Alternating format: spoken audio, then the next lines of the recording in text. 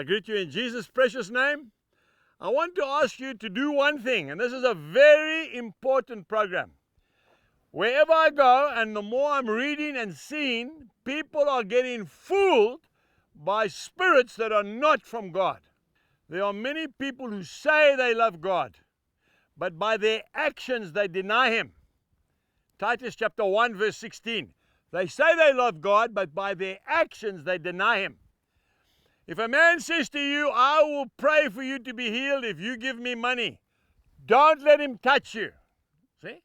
If a man says to you, all gods lead to heaven, don't go near them. See? If somebody says to you, no, we all serve the same God, we don't serve the same God. There's no other God who's got a son. Our God has got a son. His name is Jesus Christ. We really need to understand that. And the most important thing of all, there must be love, folks. It must be love. Even if somebody tells you a serious and maybe you even feel condemned statement, as long as it's done for your benefit and in love, then it's different. But if it's just absolutely cutting and it's breaking you down, walk away from it, folks. We serve a God of love, not just a God of judgment. If we look at 1 John chapter 4 and verse 1, this is what the book of 1 John says. Beloved, do not believe every spirit, but test the spirits, whether they are of God, because many false prophets have gone out into the world. And I want to tell you, folks, there's a lot more now than there was when that statement was made. That is for sure. But if we go on, you say, but how can we test that spirit? How do we do it? Well, look what it says in verses 2 and 3 of 1 John chapter 4. By this you know the Spirit of God. Every spirit that confesses that Jesus Christ has come in the flesh is of God. And every spirit that does not confess that Jesus Christ has come in the flesh is not of God.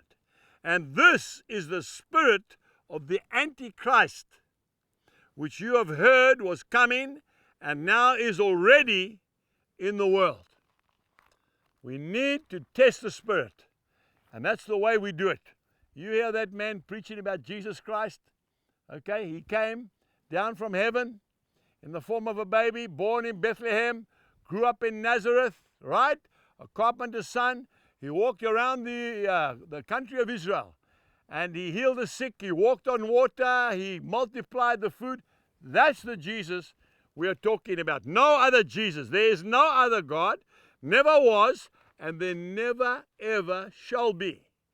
I want to tell you something. When they send men into the banks to identify false notes, money notes, those men do not concentrate on the false note. They never see them. They concentrate on the real thing. When the false note is thrown into a bundle of money, they pick it up straight away.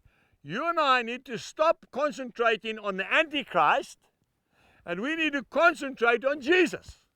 And when we concentrate on Jesus, we will identify a false prophet immediately. There'll be no love. He'll be dictatorial. He'll be talking about himself and not about Jesus. He will be elevating his ministry and not the Lord's. And he will try to please everybody. That is not a man of God. John the Baptist was the greatest man that was ever born from the womb of a woman. Jesus said that. And he said, I'm not even fit to untie the straps of Jesus. He said, I'm making a way for him. You and I need to do the same. Until the next time, God bless you. Goodbye.